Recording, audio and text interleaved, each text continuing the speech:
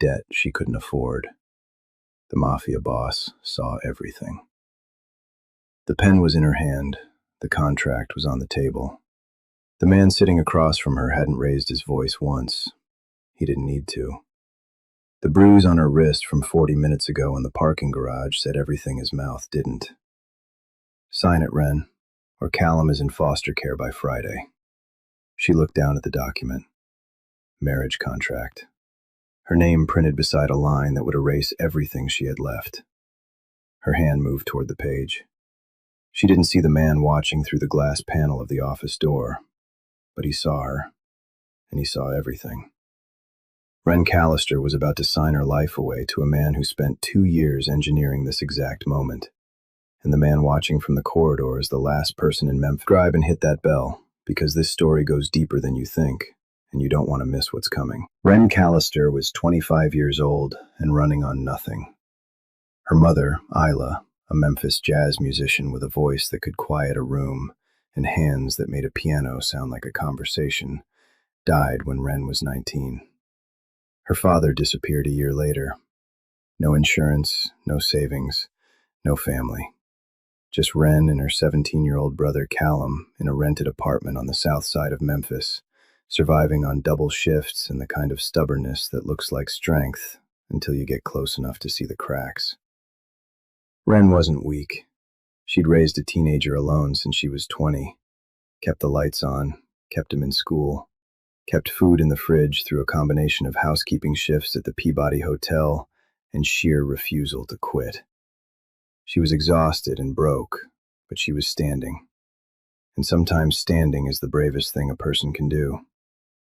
Locke Pembridge saw her standing and decided to fix that. Locke was 43, Memphis shipping magnate, philanthropist, magazine covers and charity galas, and a handshake that opened every door in Tennessee. He sat on the board of the Children's Foundation. He donated to arts programs. The press called him a cultural visionary. What the press didn't know was that Locke Pembridge collected people the way other men collected watches. Carefully, patiently, with an eye for value and a plan for use. He identified Wren 2 years ago. Not randomly, deliberately. He knew things about her that she didn't know about herself. Things connected to her mother's legacy that made Wren valuable in ways she couldn't imagine. But Wren would never agree to what he wanted willingly, so he didn't ask. He engineered. First, he bought the building she lived in through a shell company, tripled the rent. Wren scrambled to cover it, picking up extra shifts until her hands cracked from bleach and her back ached through the night.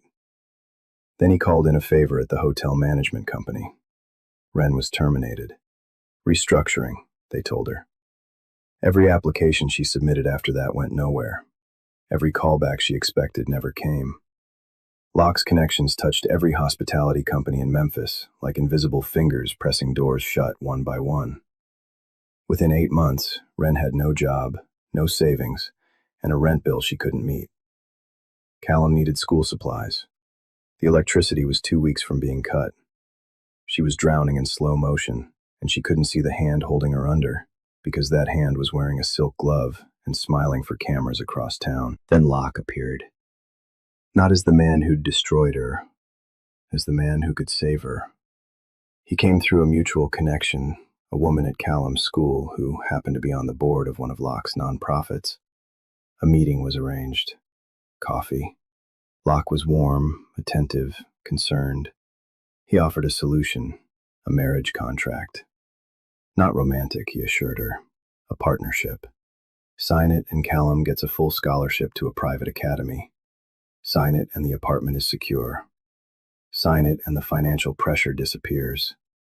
Refuse and Child Protective Services receives a report about a minor living in an apartment with no electricity, no food, and a guardian who can't provide basic necessities. Callum would be in foster care by Friday. Locke delivered this last part with the calm warmth of a man ordering dessert. He didn't raise his voice. He didn't need to. The architecture of 2 years of patient destruction had already done the screaming. Tonight, in the back office of a Memphis law firm at 9 p.m., building empty, no witnesses, Locke's personal lawyer sitting in the corner studying his shoes. Wren sat at the table with the contract in front of her and the pen in her hand, and the bruise on her wrist from where Locke had grabbed her in the parking garage when she'd hesitated getting out of the car.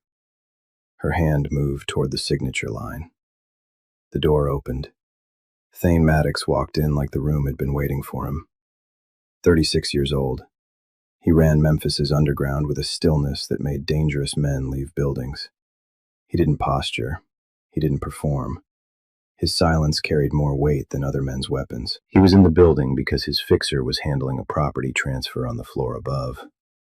He'd been cutting through the back corridor toward the garage when he stopped at the glass panel and read the room in 3 seconds. A woman at a table, a bruise she was hiding with her sleeve. A man across from her with the posture of a man who already owned what he was buying. Thane picked up the contract, read the first page in silence. Locke's lawyer stood. Locke stayed seated, his expression calcifying. "This is a private legal matter." Thane looked at Wren. "Did you have a lawyer review this?" Wren shook her head. Thane folded the contract and slid it into his jacket pocket.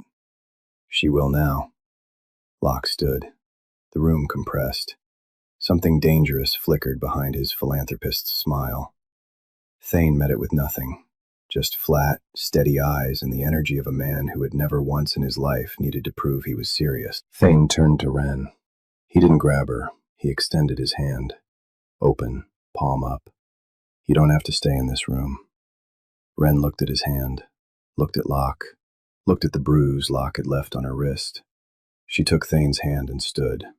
His grip was firm and gentle, the first touch in 2 years that didn't come with a price. In the car, Thane draped his jacket over her shoulders without a word. She hadn't asked. The car was warm, but she was shaking, adrenaline crashing out of her. She pulled the jacket close and breathed in clean wool and something sharp underneath, and the shaking slowed. They drove to a townhouse in Cooper Young. Quiet street, no public record. Wren walked inside. The front door had a deadbolt that turned from the inside. She tested it, locked it, unlocked it, locked it again. Her hand stayed on the knob. The lock was hers. The choice was hers. Thane stood in the hallway behind her. "Callum is being picked up from school right now. He'll be here within the hour. No one touches him." Wren nodded.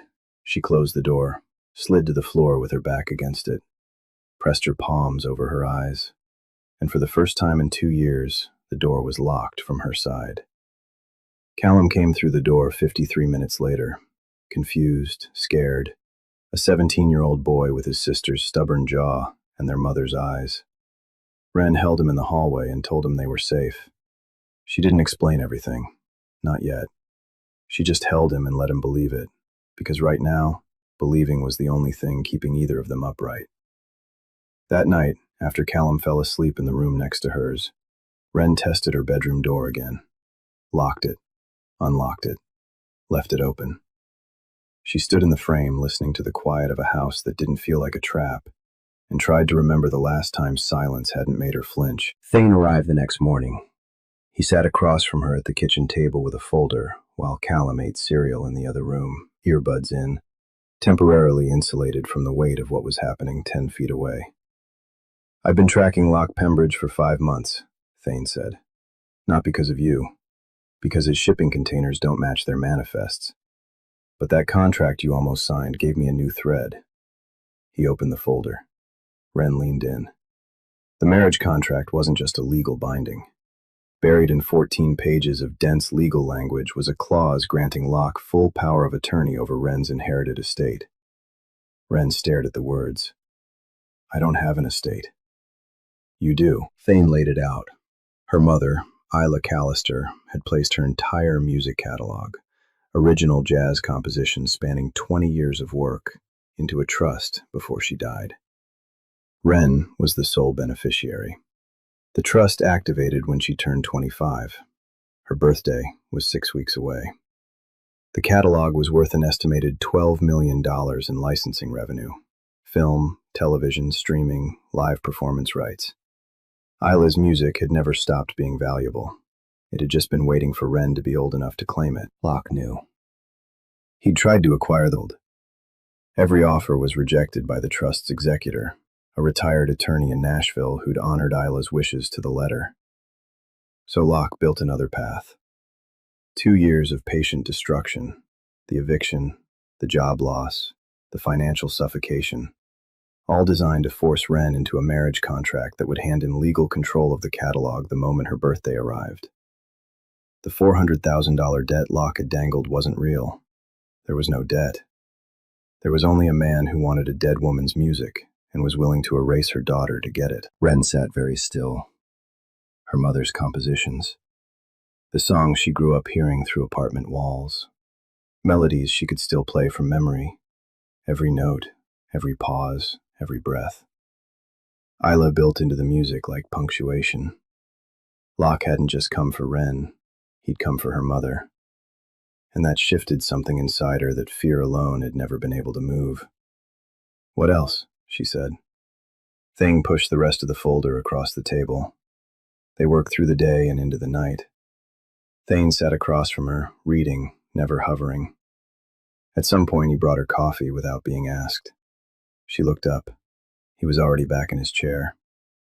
She wrapped her hands around the mug and felt something loosen in her chest. A knot she'd been carrying so long it had started to feel like part of her. Late that night, Wren came downstairs and found Thane at the kitchen table reading. She sat across from him. Neither spoke. The silence between them was easy, warm, undemanding, the kind that doesn't need to be filled.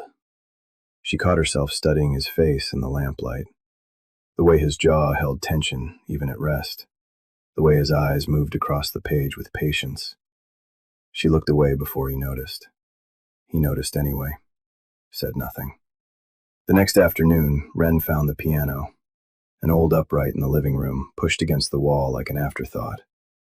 She sat down while Callum was upstairs doing homework.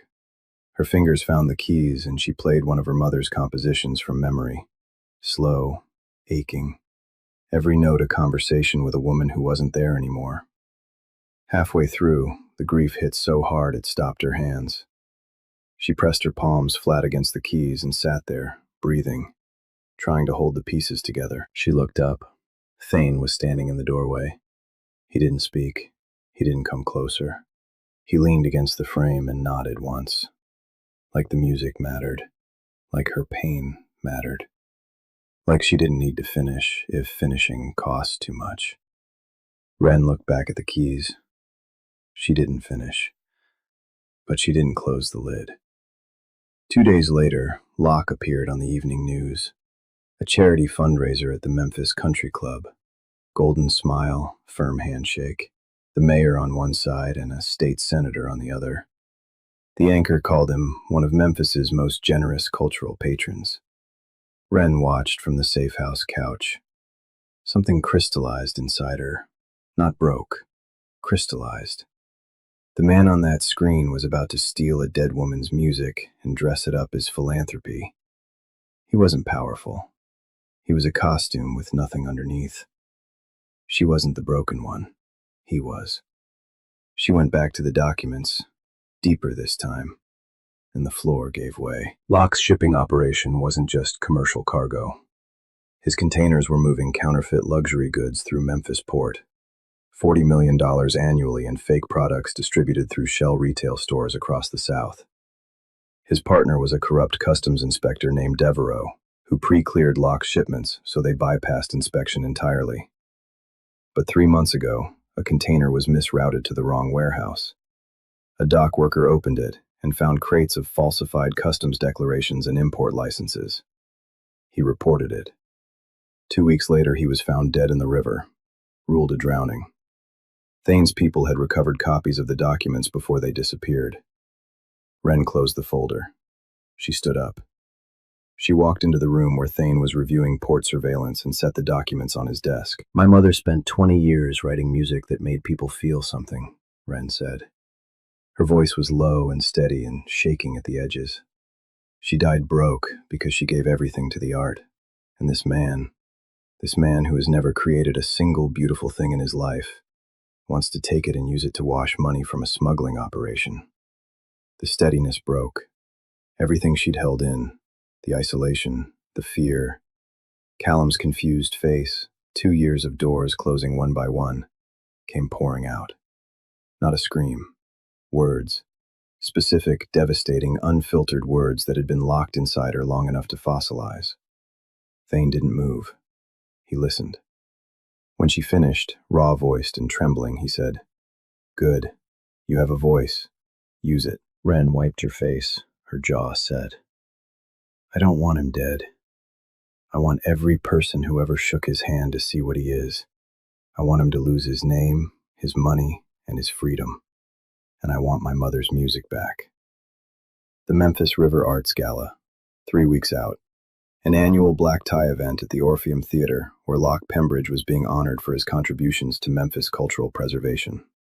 The evening's centerpiece, a live tribute performance featuring selections from Isla Callister's jazz catalog. Music Locke intended to legally own within weeks. The governor, the mayor, 400 guests, full press coverage, live streamed across Tennessee. Wren intended to use every camera in that theater. Thane's tech specialist, Asha, quiet, precise, the kind of woman who could crack a firewall while carrying a conversation about weather, held a catering contract with the Orpheum through one of Thane's legitimate business fronts. She'd have access to the AV system 2 hours before curtain. The screens flanking the stage would be hijacked mid-ceremony during the tribute performance. 4 seconds to switch the feed. "One shot," Asha said. "If anything looks doctored, they spin it as a hack and Locke walks." "It won't look doctored," Wren said, "because it isn't." She spent the next 2 weeks building the evidence package. The marriage contract with the power of attorney clause highlighted. The music catalog trust documents proving Wren was sole legal owner. Financial records showing the shell licensing company Locke had already built to siphon royalties, a company registered in Wren's name without her knowledge. Shipping manifests for the counterfeit goods operation, customs fraud documentation, the dock worker's real autopsy report, blunt force trauma to the skull, not drowning, beside the falsified police report that had buried his death. Then she found the last piece, the one that turned everything sideways. She was going through files Thane's people had cloned from Locke's home office when she opened a subfolder labeled Archive. Inside was a marriage contract, not hers, a different woman's name, Gemma Voss, dated 3 years ago. Same structure, same dense legal language, same power of attorney clause buried in the middle. Wren searched for Gemma Voss. The results came back in seconds. Missing persons report filed by her family 26 months ago. Investigation went nowhere. Gemma was 24 when she married Locke. She disappeared 11 months into the marriage. Her family was told she'd gone abroad. They didn't believe it, but couldn't prove otherwise. Wren went deeper. Gemma's signature appeared on dozens of Locke's financial documents. Customs filings, shell company registrations, import license applications. The same pattern. A woman isolated, married, papered into a criminal operation, used until her identity was saturated with liability, and then vanished. Erased so completely that a missing persons report gathered dust in a filing cabinet, and no one with the power to investigate bothered to look. Wren stared at Gemma's photograph. 24 years old, dark hair, a smile that looked like it was trying to convince itself everything was fine. She wasn't looking at a stranger. She was looking at a mirror. One that showed her exactly where she'd be in 11 months if she didn't finish this. She added Gemma's photograph and contract to the evidence package. Her hands were steady. Locke wasn't idle. He'd filed a legal motion claiming Wren had abandoned the marriage contract under duress from a third party. His lawyers sought a court order to compel her return. His police connections squeezed Thane's territory. A surprise inspection on a Cooper Young warehouse, patrol cars circling the block at odd hours. The net was tightening. Every day Wren stayed hidden was a day Locke's legal narrative grew stronger and his public sympathy deepened. Thane's people found Marcus. Not a boy this time, but a key witness of a different kind. A former port supervisor named Carver, who'd been fired after questioning manifests on Locke's containers. Carver had kept copies of everything: shipping logs, delivery schedules, Photographs of containers being offloaded at night. He'd been too afraid to come forward. Wren visited him personally. She sat across from him in a diner on Poplar Avenue and told him about Ruth. No, told him about Gemma, a woman who disappeared because she knew too much and had no one standing beside her when it mattered. Carver looked at Wren for a long time. Then he slid a flash drive across the table. The night before the gala, Wren sat at the piano in the safe house. She played her mother's music, all the way through this time. Every note, every pause, every breath Isla had built into the composition like punctuation. The melody filled the house, and when the last chord faded, Wren sat in the silence that followed. Thane was beside her on the bench. She hadn't heard him sit down. His hand rested on the wood between them. "She would be proud of you," he said quietly. It was the first time he'd mentioned her mother directly.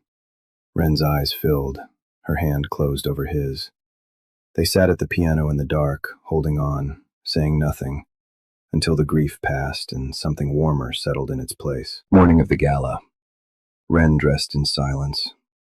The gown was deep midnight blue, Isla's favorite color.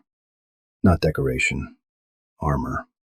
Asha wired the earpiece behind her left ear, tested it twice.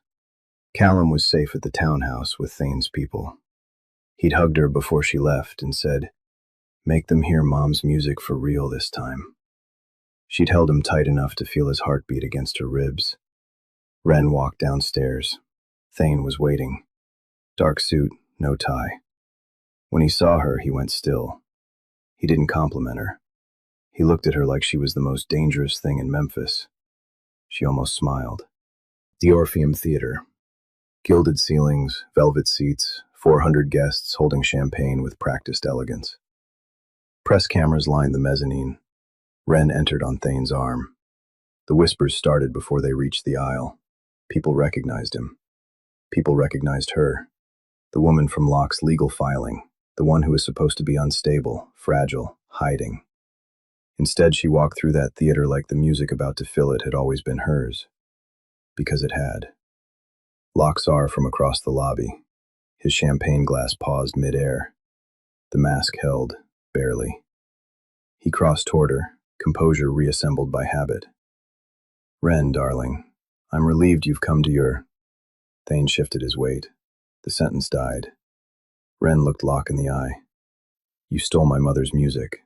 Tonight this room hears every note of the truth." The lights dimmed. The tribute began. A jazz quartet on the Orpheum stage playing Isla Callister's compositions.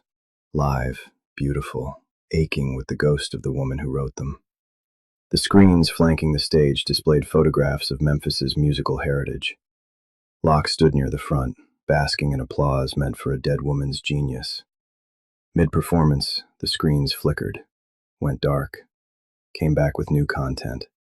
The marriage contract, the hidden clause, the music catalog trust, the shipping manifests, the dock worker's death, Carver's photographs, and Gemma Voss, her face, her contract, her missing persons report, staring out at 400 people from a screen the size of a stage wall, while her mother's music played underneath like a requiem for every woman Locke Pembridge had ever tried to erase. Locke stood in the light of his own destruction, and every camera in the Orpheum was already rolling. The first document was the marriage contract, Wren's name beside a signature line she'd nearly touched, with the power of attorney clause highlighted in yellow. The clause that would have handed Locke legal ownership of her mother's music, her mother's legacy, and every dollar it would ever generate. The second was the trust, Isla Callister's original filing, naming Wren as sole beneficiary.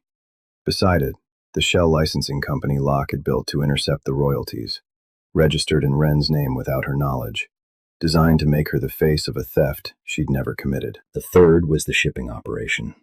Manifests, customs declarations, Carver's photographs of containers being offloaded at night, Devereaux's pre-clearance stamps on shipments that had never been inspected, $40 million in counterfeit goods flowing through Memphis port under the protection of a badge and a handshake. The fourth was the dock worker, his employee photograph beside the falsified police report, then the real autopsy, Blunt force trauma, not drowning. A man killed for opening the wrong container and having the courage to say something about it. The fifth was Gemma Voss. Her face filled the screen. Dark hair, quiet smile, 24 years old. Beside her photograph, the marriage contract identical to Wren's. Same structure, same clause, same trap. Then the missing persons report, filed 26 months ago, never investigated. A woman who disappeared into Locke Pembridge's machinery and never came out. Underneath it all, Isla Callister's music kept playing. The quartet hadn't stopped. The pianist's hands moved across the keys with the steady grace of music that belonged to the woman who wrote it, not the man who tried to steal it. The compositions filled the Orpheum like a pulse, alive, defiant, untouchable. The room cracked open. 400 people turned from the stage to the screens and back again. Donors set down their glasses. The governor's security moved toward the exits. Reporters on the mezzanine scrambled for cameras that were already rolling. A woman in the third row started crying, not from shock, but from recognition. She knew Gemma Voss. She'd gone to school with her. Locke tried the mask. He turned toward the nearest camera and his mouth opened with the automatic precision of a man who had talked his way out of every corner he'd ever been backed into. These documents are fabricated. This is a coordinated. The audio cut him off. His own voice, recorded in his home office by a device Asha had planted 2 weeks prior, filled the Orpheum through every speaker. Cold, specific, unmistakable. The Callister catalog is worth $12 million and climbing. Once the contract holds, I control the licensing through the shell. The girl signs, or the brother goes into the system. Either way, I get what I'm owed. The mask didn't crack. It evaporated. 400 people heard the man behind the philanthropy, and the sound of it emptied every expression of admiration from the room like air leaving a punctured lung. His allies moved first. Alderman connections excused themselves toward the lobby. Board members from his nonprofits turned their backs. Devereaux, watching from the balcony, bolted for the side stairwell and walked into 2 FBI agents who'd been waiting since an anonymous evidence package arrived that morning. FBI entered the main floor through the theater's west doors. 4 agents. They didn't rush. They moved with the unhurried certainty of men who already knew everything on those screens, and had simply been waiting for the curtain to rise on the right stage. Locke saw them. His shoulders collapsed inward. He looked across the theater at Wren, standing in the aisle, untouched, backlit by screens displaying his destruction while her mother's music played behind her. And for the first time in his life, Locke Pembridge had nothing left to perform. They cuffed him in the aisle of the Orpheum Theater, past every camera, past every donor, past the stage where Isla Callister's compositions were still filling the room with something honest. The flashbulbs didn't stop. Wren stood in the center of the theater. She didn't speak. She didn't cry. She listened. Her mother's music, played live in a room full of people, without a thief's name attached to it. She closed her eyes and breathed, deep, full, free. And for the first time in 6 years, the music sounded the way it was supposed to. 6 months later, a reclaimed building on Beale Street with a sign above the door in clean black letters. The Isla Callister Music Foundation. Free music education for underserved youth in Memphis, funded by the recovered publishing royalties from a catalog that had finally come home. Wren ran it. She taught piano to children who'd never touched a keyboard. She played her mother's compositions at the opening night concert. Every note, no stopping. The grief still there, but transformed into something that fed the music, instead of silencing it. Callum was thriving. A real scholarship. He volunteered on weekends, helping younger kids with theory and scales. He looked at his sister like she'd rebuilt the world with her hands. He wasn't wrong. Locke Pembridge was sentenced to 28 years. Customs fraud, smuggling, financial crimes, accessory to murder. The investigation into Gemma Voss's disappearance was reclassified as a suspected homicide. Her family wept in the courtroom. For the first time in 3 years, someone was looking for their daughter. Thane walked into the foundation on a quiet Tuesday evening. The coiled tension that had lived in his frame was softer. He'd stepped back from operations, restructured, investing in legitimate music venues along Beale Street. He found Wren at the piano. She turned to him. That afternoon in the safe house, I was playing my mother's music and I couldn't finish. The grief hit too hard. She paused. I looked up and you were standing in the doorway. You didn't say keep going. You didn't say it's okay. You didn't come closer. You just leaned against the frame and nodded. Her eyes were bright. Like the music mattered, like my pain mattered, like I didn't have to finish if finishing cost too much. Every man I've known tried to push me through the pain or pretend it wasn't there. You stood in the doorway and let me feel it. That's when I knew. Thane stepped forward.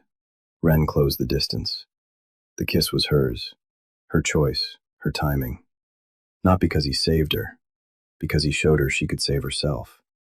Because he stood in a doorway and understood that sometimes the most powerful thing a man can do is simply stay. A federal holding cell. Lock Pembridge on a thin mattress, plexiglass TV. The anchor's voice. The Isla Callister Music Foundation celebrated its first graduating class tonight with a live concert on Beale Street.